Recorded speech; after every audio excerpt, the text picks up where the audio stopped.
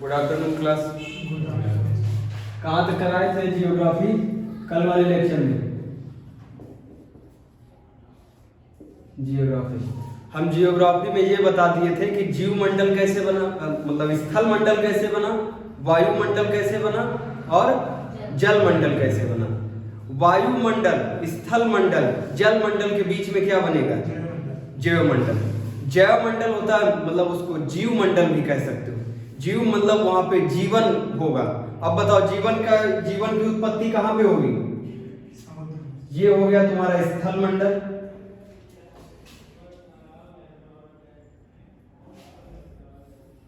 स्थल मंडल, वायुमंडल,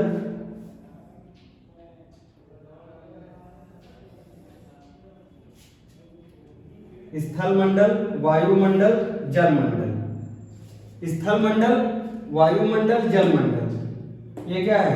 स्थल मंडल एक बना। उसके बाद दूसरे नंबर पे क्या बनेगा? वायुमंडल। तीसरे नंबर पे जल। स्थल मंडल, वायुमंडल, जलमंडल। अब चौथे नंबर पे बनेगा जीवमंडल। ये है जैवमंडल। जैवमंडल की उत्पत्ति कहां पे होगी? महासागर में।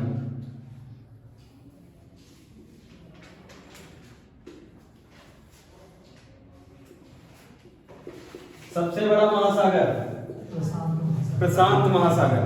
प्रशांत महासागर में जैवमंडल की जीवन की उत्पत्ति होगी। कॉम्प्लेक्स जो सिंपल मॉलिक्यूल है, सिंपल मॉलिक्यूल,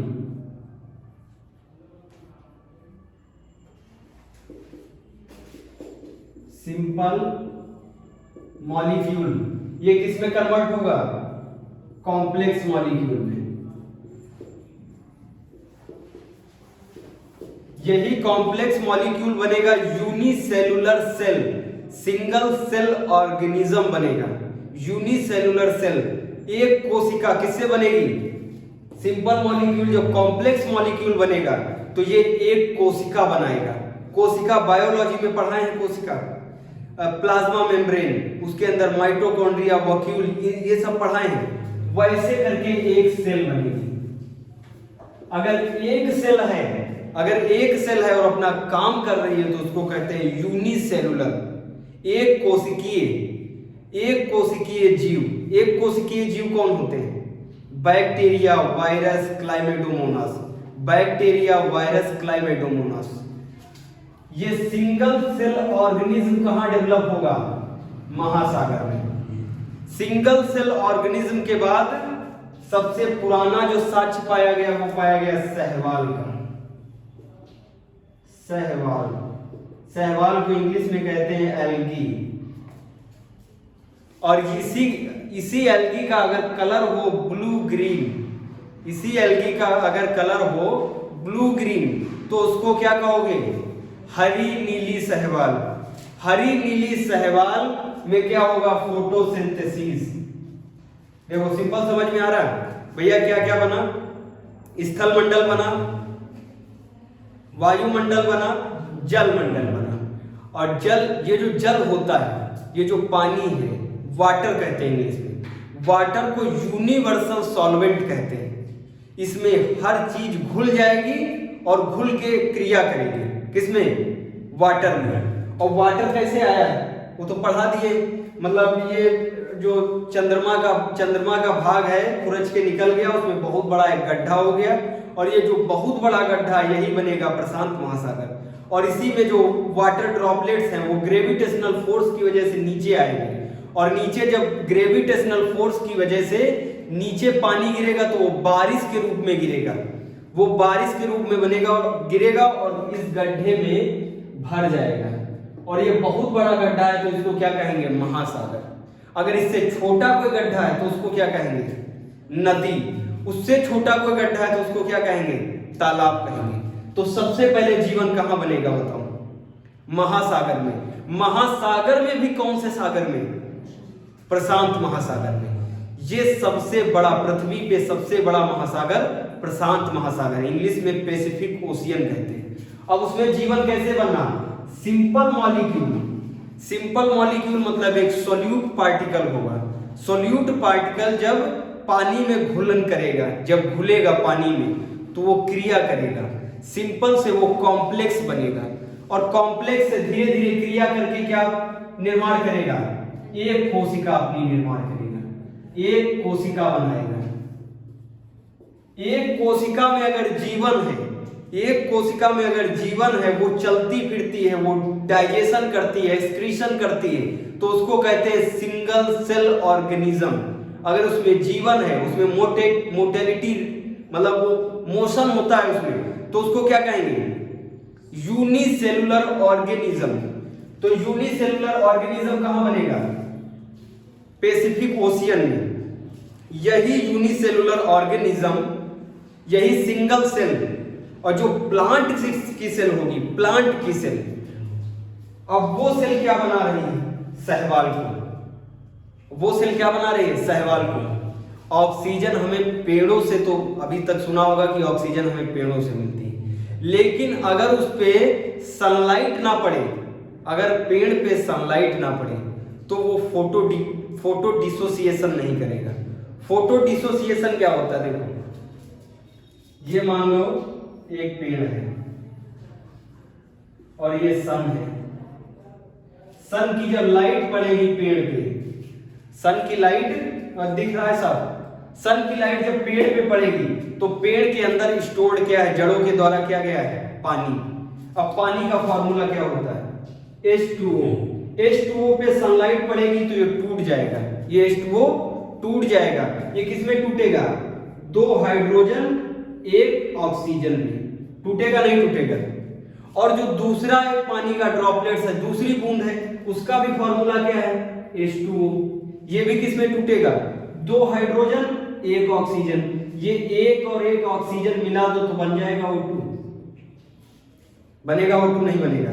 अब समझ में आ रहा है O2 गैस कैसे निर्माण हुआ। O2 गैस का हमने कहा जब पृथ्वी का निर्माण हुआ तब कौन कौन सी गैसें, जब गर्म पृथ्वी थी, एकदम गर्म थी, तो वहां पे हाइड्रोजन और हीलियम थी। और जब वो धीरे धीरे ठंडी पड़ी तो उसमें carbon dioxide, ammonia, nitrogen, methane ये सब आए। लेकिन हमने ऑक्सीजन बताया, ऑक्सीजन नहीं बताया। ऑक्सीजन तब आएगी जब वहां पे लाइफ का निर्माण होगा।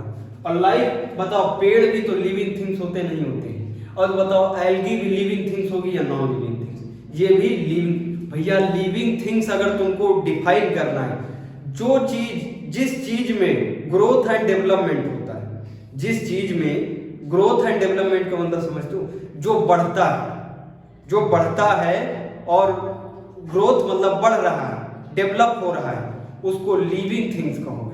और जो उसी अवस्था में पड़ा है, ना ग्रोथ हो रहा ना डेवलपमेंट हो रहा, तो वो क्या होगा, नॉन लिविंग थिंग्स। अब बताओ पत्थर लिविंग थिंग्स है या non living things? Non living things, क्योंकि भैया जो पत्थर ऐसे पड़ा हुआ है, ये 10 साल में तुमने कभी देखा कि पत्थर बहुत बढ़ गया है, 4 सेंटीमीटर इधर बढ़ गया और 10 सेंटीमीटर इधर, ऐसा नहीं होता है। लेकिन पेड़ पौधे बढ़ते हैं, उनके सेल में डिवीजन होता है, ग्रोथ एंड डेवलपमेंट होता है, इसीलिए पेड़ों को लिविंग थिंग्स कहते हैं। जब बचपन में जब पढ़ाई हम लोग करते थे तो हम सोचते थे लिविंग थिंग्स वो होते जैसे जो चलते फिरते, मतलब जैसे बैल, बकरी, हम लोग, ये लिविंग थिंग्स हैं। पेड़ों को लिविंग थिंग्स इतनी जल्दी कंसीडर हमारा दिमाग नहीं कर पाता था, लेकिन पेड़ भी तो ग्रोथ एंड डेवलपमेंट करते हैं। अब बताओ ये जो एल्गी है, जो शैवाल है, ये भी तो ग्रोथ एंड डेवलपमेंट करेगी नहीं करेगी, तो इसको भी लिविंग थिंग्स कहोगे नहीं कहोगे? अब इस लिविंग थिंग्स में वाटर एब्जॉर्ब होगा, वाटर का कहीं ना कहीं इसकी वाटर की जगह होगी नहीं होगी। अब इस वाटर पे जब सनलाइट पड़ेगी तो ये वाटर किसमें टूटेगा, 2 हाइड्रोजन में एक ऑक्सीजन में, ठीक है। एक बूंद समझ लो, एग्जांपल, एक बूंद जो है वो किसमें टूटी, 2 हाइड्रोजन एक ऑक्सीजन में टूटी। और जो दूसरी बूंद है, ये दूसरी बूंद है, वाटर ड्रॉपलेट्स, ये भी किसमें टूटी, 2 हाइड्रोजन और एक ऑक्सीजन।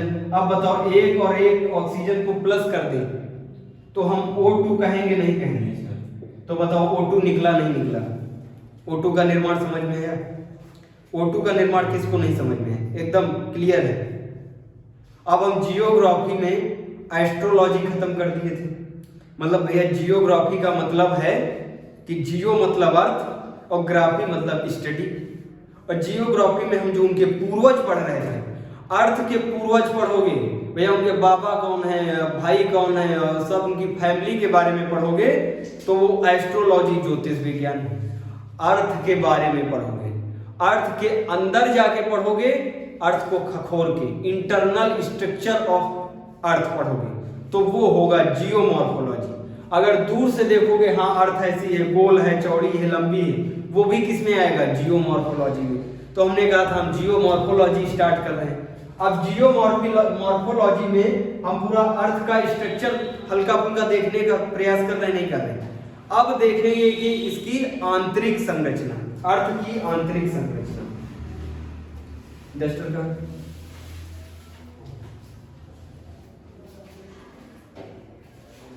आंतरिक संरचना, डालो heading internal structure of earth.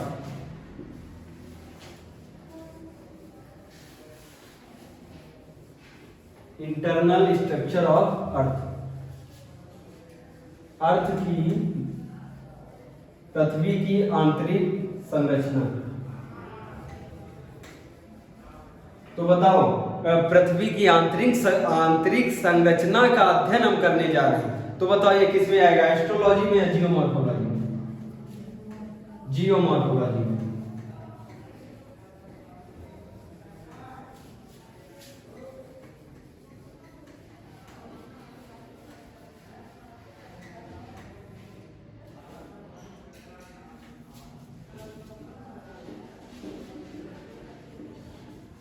Internal structure of अर्थ। अब दिमाग लगाओ तुम कि जिस अर्थ पे तुम बैठे हो, इसके अंदर जब वैज्ञानिक, मतलब वैज्ञानिक का ये काम ही है, वो कोई भी चीज देखें तो उसमें क्या उनका भाई जो काम है, देखो लेबर का काम जो है वो करेगा, और मास्टर का काम, मेरा काम पढ़ाना है तो हम पढ़ाएंगे, है ना, तुमको समझाने का काम हम समझाने का काम कर रहे हैं। लेकिन वैज्ञानिक का काम क्या है, हर चीज में खोज करना, वैज्ञानिक का काम है नहीं, हर चीज में खखोर के देखेंगे, एकदम अंदर जाके, बहुत अंदर जाके। जैसे हमने देखा था वो न्यूक्लियस में देखेंगे, क्रोमोसोम के अंदर डीएनए के अंदर जीन के अंदर भी मार खखोर रहे हैं। तो वो कौन, वो क्या कर रहे हैं, और भैया उनको इतनी क्यूरियोसिटी होती है जानने की कि वो तब तक जानते ही रहते हैं जब तक वहां से कुछ निकलता रहता है। अब बताओ, सब कुछ वो मतलब इतनी स्टडी कर चुके हैं, तो बताओ ये अर्थ की स्टडी नहीं करेंगे वैज्ञानिक, इसकी भी तो स्टडी करेंगे। ये हो गई अर्थ, यहां पे खड़े हैं साइंटिस्ट,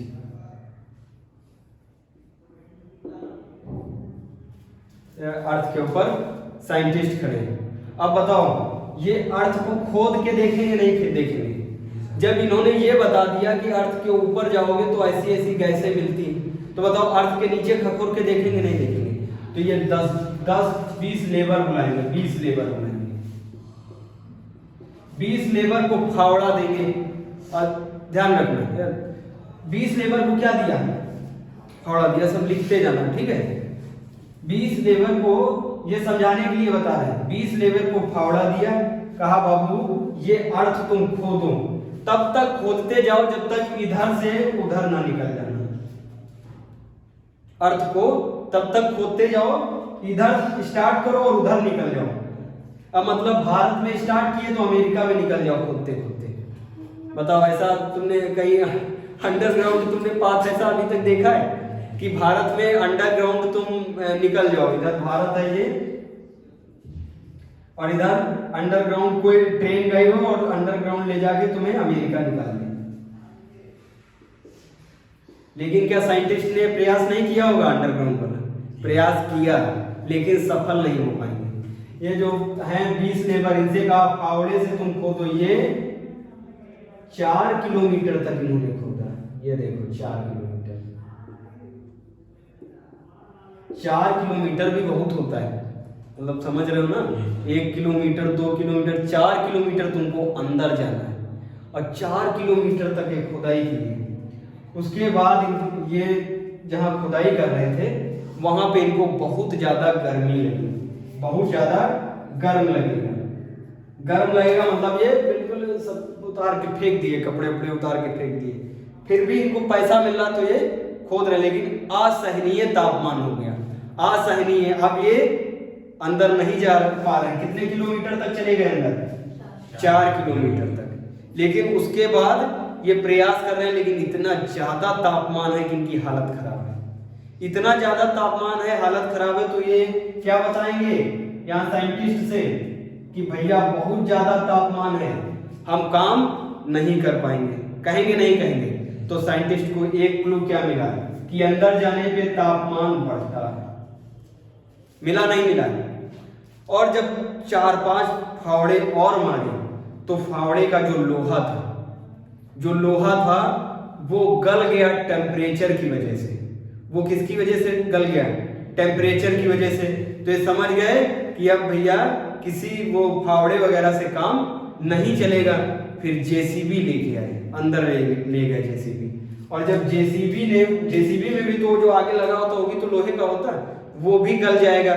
तो ये क्या समझ जाएंगे कि टेम्परेचर बहुत ज्यादा हो जाएगा और नीचे अगर गए तो हम भी गल जाएंगे। सोचेंगे नहीं सोचेंगे? अब जो ये लेबर खुदाई कर रहे हैं इनको एक तो गर्मी बहुत लग रही, तो साइंटिस्ट ने कहा भैया अंदर जाने पे तापमान ज्यादा है, अंदर जाने पे तापमान ज्यादा है। दूसरा उस जो लेबर खुदाई कर रहा वो उसको दाब बहुत लग रही है, मतलब उसको लग रहा है कि उसका सिर पकड़ के नीचे दबा रहा है। तो वो बाहर निकलेगा, कहेगा इसके अंदर आत्मा है। और जो खुदाई कर रहे हैं उसके अंदर साइंटिस्ट महोदय आत्मा है, हम खुदाई नहीं कर पाएंगे। तो ये तो लेबर है, पढ़ा लिखा नहीं है, इसको आत्मा लग रही ना। वो समझ जाएंगे इसके ऊपर जो इसका गला पकड़ के दाब रहा है वो आत्मा नहीं है, वो दाब है। दाब को इंग्लिश में कहते हैं प्रेशर। प्रेशर इंक्रीज हो रहा है। दाब, ताप, एक तो पता है ताप मतलब टेम्परेचर, ताप बढ़ रहा है और दाब बढ़ रही है। अब बताओ दाब और ताप इतना ज्यादा होगा तो खुदाई कर पाएंगे?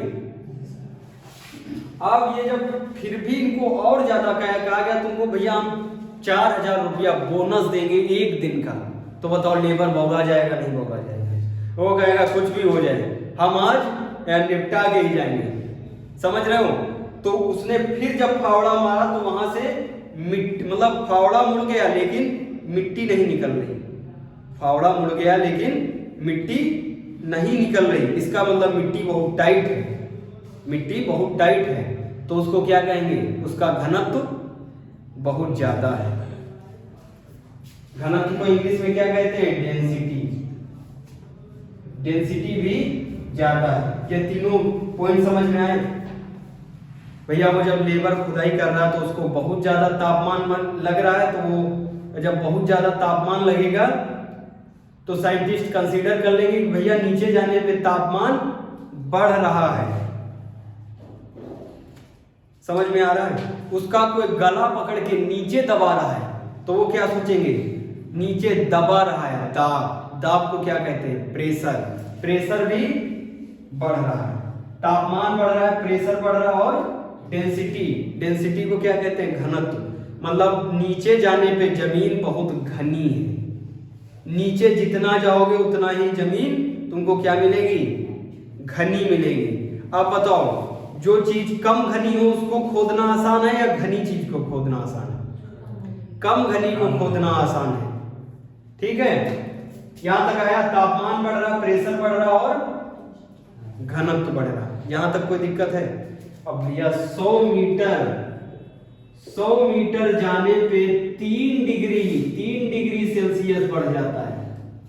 100 मीटर जाने पे 3 डिग्री सेल्सियस बढ़ जाता है। और ये कितनी अंदर चले गए हैं? 4 किलोमीटर। अब सोचो क्या हालत होगी इनकी। ये तीनों डाटा समझ में आए? ये सिंपल क्वेश्चन पूछे जाते हैं कि पृथ्वी के अंदर जाने पे तापमान की अवस्था कैसी होती है। बढ़ती है, घटती है, समान रहती है, कुछ नहीं। ऐसे करके क्वेश्चन बनते हैं। देखो अब तुमको याद रहेगा ना, नीचे जाने पे तापमान बढ़ेगा, दाब बढ़ेगा और घनत्व बढ़ेगा, सिंपल। ठीक है। जब पृथ्वी बनी थी, जब पृथ्वी का निर्माण हुआ, जब इनिशियल फेज था पृथ्वी का, तो पृथ्वी बहुत गर्म थी या ठंडी थी बताओ? बहुत गर्म थी। और जब धीरे धीरे ठंडी हुई तो उसमें ग्रेविटेशनल फोर्स बढ़ेगा या घटेगा बताओ? ग्रेविटेशनल फोर्स को हिंदी में कहते हैं गुरुत्वाकर्षण बल। अब गुरुत्वाकर्षण बल बढ़ेगा या घटेगा? बढ़ेगा।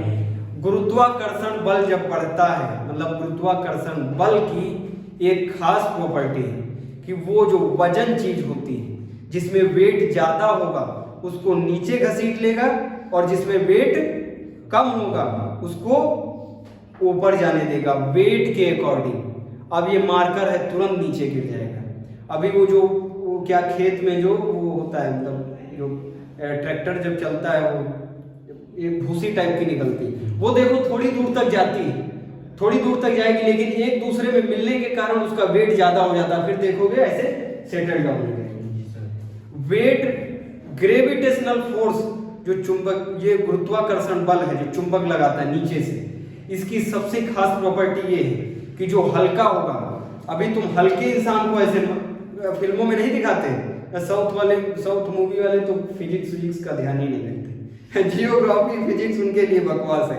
वो एक पंच मारते हैं और वो मोटा वाला 100 किलो का आदमी उड़ के निकल जाता है, और वो मारता कौन है? पतला वाला आदमी। पतले वाले आदमी के तुम पंच मारो, वो उड़ जाए, तो ग्रेविटेशनल फोर्स से समझ में आता है कि भैया वो वहां उसका वेट कम है, 40 किलो है, और जो मारने वाला है उसका वेट है 1 क्विंटल, और वो मार देगा तो वो एक अच्छी खासी इनर्शिया, एक फोर्स से मारेगा, तो वो उड़ जाएगा, मानते हैं। लेकिन वहां पे जो हीरो है उसका वेट है 50 किलो, और जिस विलन को मार रहा है उसका वेट है कितना? 1 क्विंटल, 100 किलो, और वो उड़ जाता है। ये तो फिजिक्स, ये सब फिजिक्स नहीं पढ़ते हमको लग रहा है। ठीक है। ग्रेविटेशनल जब फोर्स ज्यादा होगा तो ये वजन चीज को नीचे घसीटेगा, नहीं घसीटेगा? अब बताओ, लोहा वजन होता है या हल्का होता है? वजन होता है। तो जब ये पृथ्वी ठंडी होगी तो लोहे को नीचे घसीटेगी, नहीं घसीटेगी? घसीटेगी लोहे को। और लोहे से ही मैग्नेट की उत्पत्ति होती है। लोहा क्या बनाता है? मैग्नेटिक फील्ड बनाता है, नहीं बनाता? नॉर्थ साउथ ऐसे करके मैग्नेट देखा है, पढ़े हो गए साइंस में। मैग्नेटिक फील्ड बनाएगा तो सबसे नीचे तुमको कोर में, सबसे नीचे कोर में निफे चाचा मिलते हैं। निफे, नी का मतलब है निकेल, एफी का मतलब क्या है? आयरन। आयरन को हिंदी में कहते हैं लोहा। बताओ, लोहा नीचे मिलेगा ऊपर? अब बाबू वजन है, वो तो नीचे बैठेगा, नहीं बैठेगा? अब इसी को कहते हैं विभेदन, डिफरेंशिएशन। क्या कहेंगे? विभेदन, हिंदी में विभेदन। विभेदन आ जाता है तो तुम कंफ्यूज हो जाओगे बुक में कि विभेदन तो बहुत बड़ा वर्ड है, इसको कैसे हम हैंडल करें। विभेदन का सिंपल मतलब है जो वजन चीज होगी वो नीचे बैठेगी, और जो हल्की चीज होगी वो ऊपर जाएगी। किसके कारण? ग्रेविटेशनल फोर्स के कारण। अब बताओ, जो गैसें हैं पृथ्वी के ऊपर, जो वजन गैस होगी वो नीचे बैठेगी, और जो हल्की होगी वो ऊपर जाएगी। सिंपल है, नहीं है? अब बताओ, कार्बन डाइऑक्साइड ऑक्सीजन वजन है या हल्की है? कार्बन डाइऑक्साइड नाइट्रोजन ऑक्सीजन हल्की है या वजन है? वजन गैस है।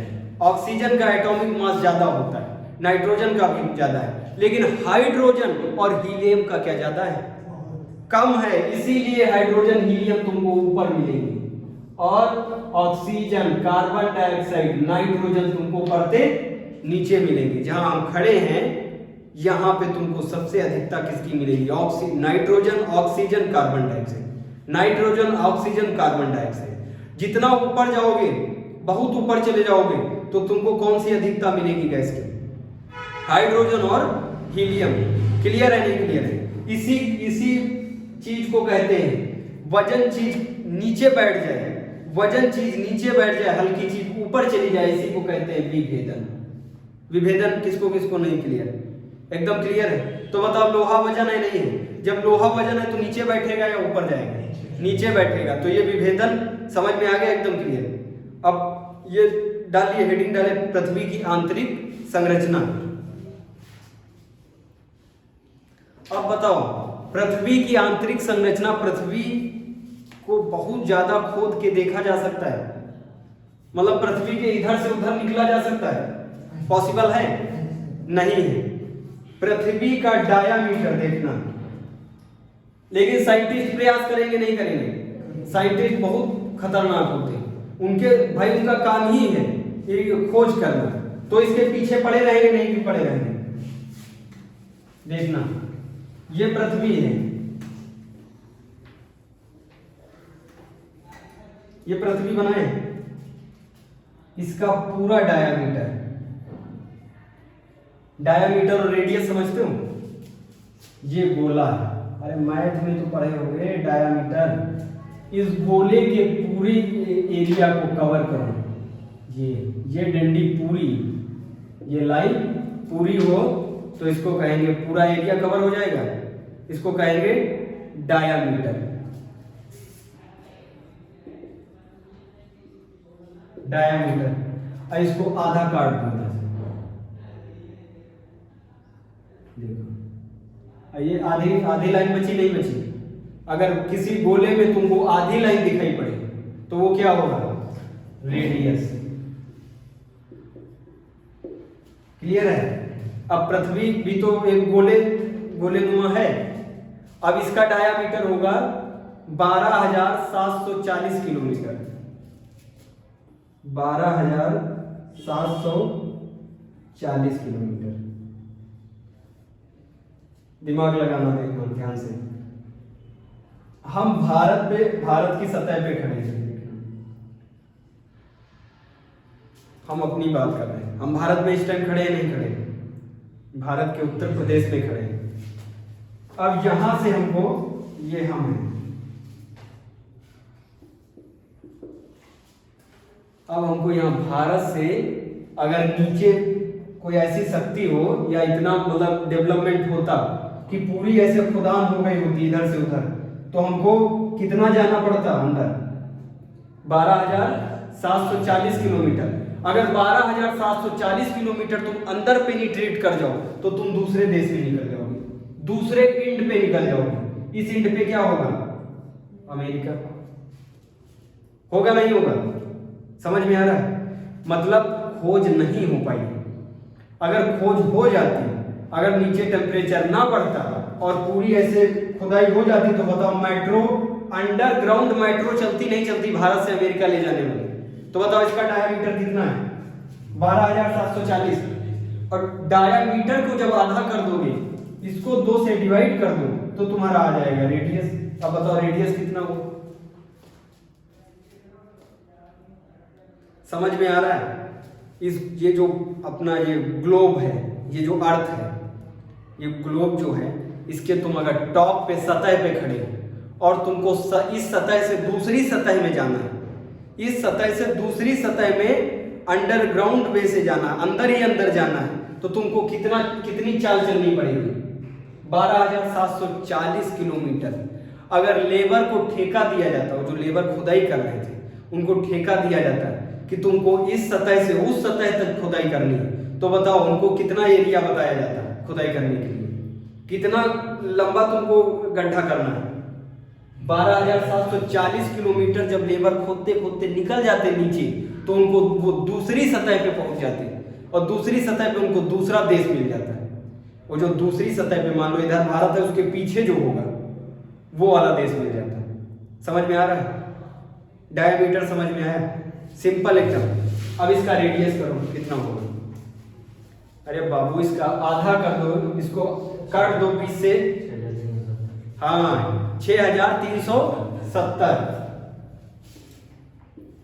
6,370 किलोमीटर। 6,370 किलोमीटर अगर तुम सतह से खुदाई किए तो तुम बताओ किस पॉइंट तक पहुंचोगे? अर्थ के बीच में, मध्य पॉइंट पे पहुंचोगे नहीं पहुंचोगे? अब ये इतना कठिन है, अब इसको इतनी खुदाई कर पाएंगे? ये कितना 6370 किलोमीटर, अरे मान लो 12740 किलोमीटर है टोटल, और इसमें से खुदाई कितनी कर पाए? 4 किलोमीटर, केवल 4 किलोमीटर। यहाँ पे 12000 है, 12740 किलोमीटर है।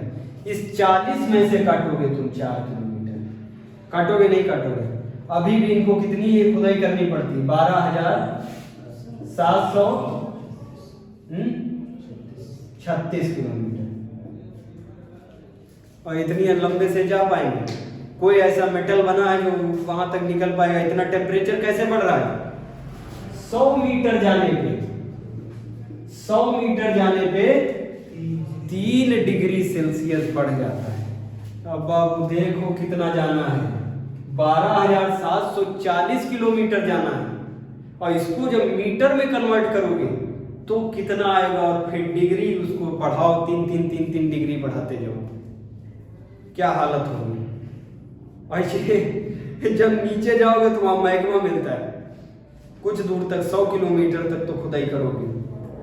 100 किलोमीटर के बाद स्थल मंडल खत्म, उसके बाद दुर्बलता मंडल आता है। दुर्बलता मंडल में मैग्मा भरा है। मैग्मा का इतना टेम्परेचर है कि अगर लोहा डाल दोगे तो पानी हो जाएगा, इतना टेम्परेचर। अब बताओ ऐसे में कौन लेबर खुदाई करेगा? उसको मरना है क्या? मतलब कहाँ तक जाओगे? इतनी ज्यादा खुदाई करनी। यहां तक हुआ क्लियर एकदम? अब बताओ कि साइंटिस्टों ने तो मैं सब बता दिया है भैया, क्रस्ट मेंटल कोर सब बता दिया है, तो वो कैसे बता पाएंगे? अरे साइंटिस्ट ने बताया है ना कि हमारी जो अर्थ है वो 3 परतों में बटी है। ऊपरी परत क्रस्ट, हिंदी में कहते हैं उसको भूचटपटी, भूपरपटी कहते हैं। लेकिन भूपरपटी पे चाट बिकती नहीं बिकती? अरे चाट का ठेला लगता नहीं लगता? तो बताओ ऊपरी सतह को हम भूचटपटी कह सकते नहीं कह सकते?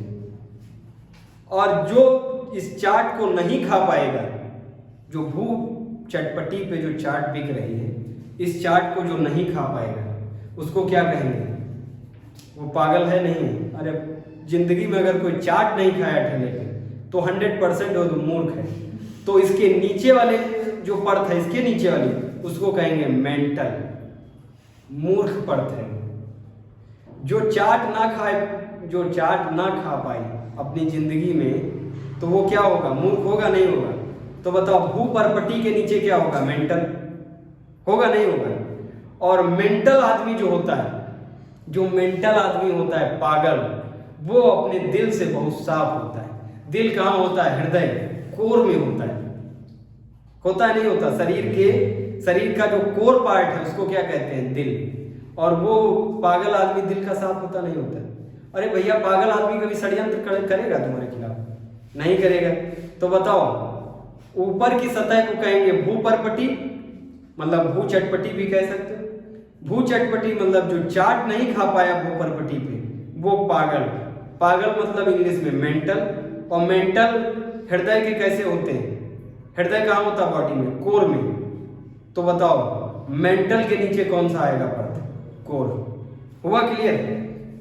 लेकिन हम ये पूछ रहे हैं कि भैया 4 किलोमीटर तक केवल खुदाई कर पाए, तो इनको ये कैसे पता चला कि नीचे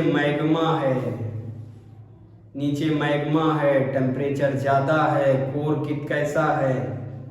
तो ये कैसे पता चला इनको? सोचो तुम, दिमाग लगाओ। ये सब नोट हम करो जल्दी।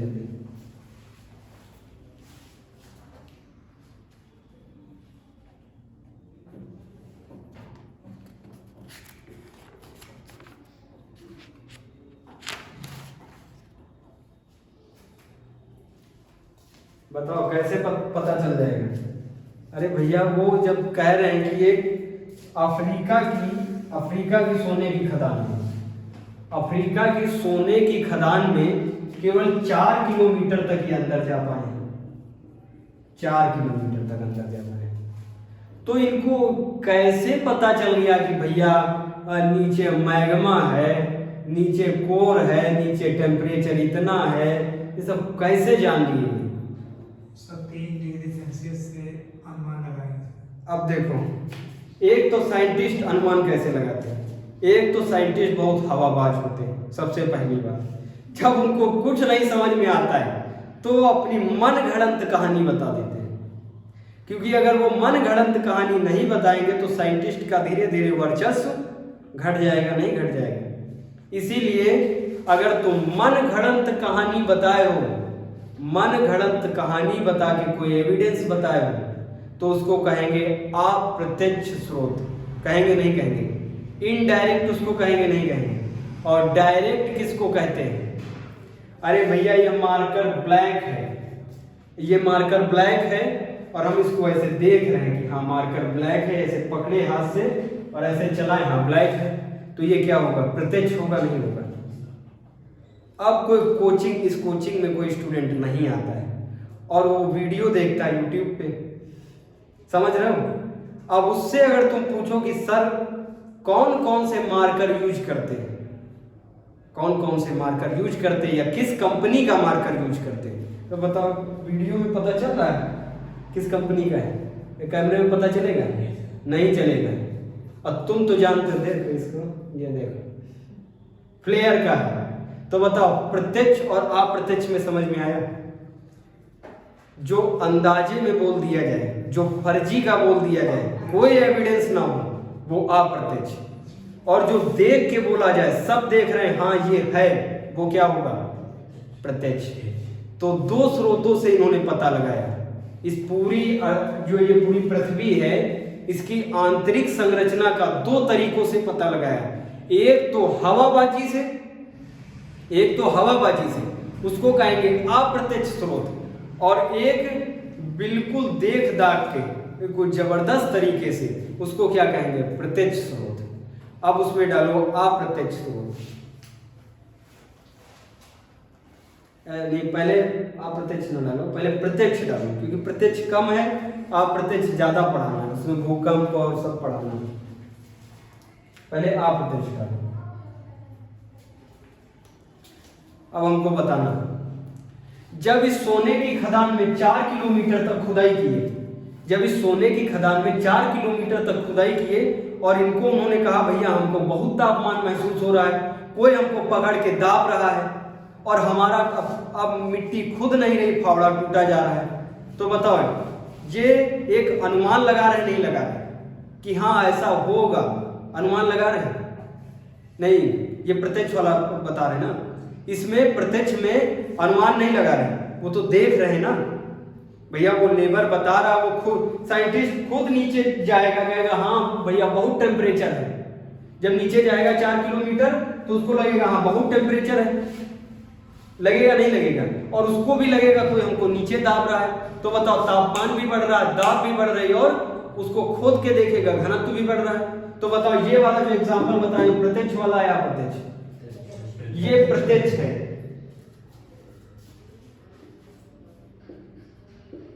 जो अफ्रीका की खदान में 4 किलोमीटर तक खुदाई किए वो प्रत्यक्ष स्रोत है या अप्रत्यक्ष?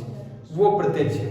दूसरा डालो, आर्कटिक ओशियन में, आर्कटिक जो आर्कटिक है सबसे ऊपर वाला भाग आर्कटिक, वहां पे एक क्षेत्र है कोला क्षेत्र। कोला क्षेत्र में 12 किलोमीटर तक ओशियन है ना। अरे भैया, ओशियन की ताल की मिट्टी ज्यादा सरल होगी खोदने में या यहाँ सतह की? तालाब की मिट्टी होगी। तो ये ओशियन है, ओशियन में गए। अब देखो ये प्रयास कर ही रहे हैं। पहले यहाँ साउथ अफ्रीका में 4 किलोमीटर तक खुदाई की, देखना इधर ध्यान दो, 4 किलोमीटर तक अफ्रीका में खुदाई की। ये अफ्रीका इधर कहीं होगा, ठीक है।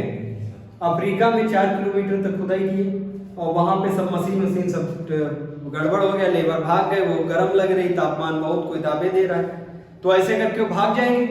तो ये अब कहाँ जाएंगे? ये कहेंगे ऐसे काम नहीं चलेगा, आप चलो सबसे ऊपर, आर्कटिक रीजन इसको कहते हैं। अगर तुम पृथ्वी में सबसे ऊपर जाओगे तो उसको क्या कहते हैं? Arctic region. आर्कटिक रीजन में भी क्या है? ओशियन है। ओशियन मतलब समुद्र है, और वहां के समुद्र में ये खुदाई करवाएंगे। समुद्र में खुदाई करवाएंगे 12 किलोमीटर, 12 किलोमीटर करवाए। अब जब 12 किलोमीटर जिस उस मेटल से करवाएं वो मेटल ही गल गया, तो बताओ इनको पता चलेगा कि हाँ भाई तापमान ज्यादा है, प्रेशर ज्यादा है, डेंसिटी ज्यादा है। तो बताओ जो ओशियन वाली आर्कटिक ओशियन के कोला क्षेत्र में जो खुदाई हुई वो भी प्रत्यक्ष स्रोत है या अप्रत्यक्ष? वो भी प्रत्यक्ष स्रोत हुआ। ज्वालामुखी, ज्वालामुखी उद्गार, ज्वालामुखी टीवी में देखे हो? ज्वालामुखी जो उद्गार हुआ, ज्वालामुखी निकला, ये ज्वालामुखी विस्फोट हुआ। इसमें से जो ज्वालामुखी निकला और वो धीरे धीरे ठंडा हो गया, तो इसके एक पिंड को, एक पार्ट को लैब में ले जाके स्टडी करेंगे। इसके एक पार्ट को लैब में ले जाके स्टडी करेंगे और स्टडी में उसके मिनरल्स को चेक करेंगे। तो बताओ ये भी तो प्रत्यक्ष है भैया, लैब में रख के प्रत्यक्ष देख रहे हैं उसको, तो प्रत्यक्ष हुआ नहीं हुआ? तो ये तीनों एग्जाम्पल कैसे हैं, प्रत्यक्ष के या अप्रत्यक्ष के? अगर ज्वालामुखी लैब में स्टडी किया जाए तो वो कौन सा एग्जाम्पल है, प्रत्यक्ष है। आर्कटिक ओशियन के कोला क्षेत्र में जो ड्रिल किए और ड्रिल में मशीन ही गल गई उनकी, तो बताओ उससे उनको तापमान का पता चला, वो प्रत्यक्ष है अप्रत्यक्ष? प्रत्यक्ष हुआ भाई, मशीन गल गई, एकदम प्रत्यक्ष है। और जो बताए थे अफ्रीका के सोने की खदान में 4 किलोमीटर तक अंदर गए, वहां के लेबर कहने लगे भैया तुम ही नीचे उतर के काम करो, हमारे बहुत ज्यादा गर्मी लग रही, कोई यहाँ पे भूत है जो हमको नीचे दबा रहा है और अब मिट्टी खोदी नहीं जा रही। तो बताओ वहां का टेम्परेचर, ताप, दाब और घनत्व जो पता किया वो भी प्रत्यक्ष है या अप्रत्यक्ष? प्रत्यक्ष हुआ। अब एग्जाम्पल वो डालो अप्रत्यक्ष स्रोत, अप्रत्यक्ष स्रोत, अप्रत्यक्ष अभी टाइम हो गया, ठीक है। अप्रत्यक्ष स्रोत कल पढ़ाएंगे। अप्रत्यक्ष स्रोत वो हैं जो हवाबाजी में कहे जा रहे हैं, मतलब वो अंदाजा लगा रहे हैं भाई ज्वालामुखी आएगा, वो अर्थक्वेक आएगा, भूकंप। आप भूकंप में ये अंदाजा लगाएंगे कि भैया शायद 2 प्लेटें हैं जो टूटी हैं और ये 2 प्लेटें आपस में लड़ती हैं, और जब ये लड़ती हैं, जब कोई लड़ेगा तो ज्यादा ऊर्जा उत्पन्न होगी नहीं होगी, और वो जो ऊर्जा उत्पन्न होती है सतह पे उसको कहते हैं लव वेव। लव वैसे भी खतरनाक होता है, इंसान का हो या पृथ्वी का हो। अब ये जो लव वेव ऊपर आएंगी सतह पे, ये विनाशकारी होंगी, ये सब कल पढ़ाएंगे। P wave, S wave, L wave कैसे चलती हैं, कौन सी विनाशकारी, पानी में कौन चलेगी, सॉलिड में कौन चलेगी, ये सब कल का पार्ट है। ये सब होगा अप्रत्यक्ष। प्रत्यक्ष आया समझ में, एकदम क्लियर।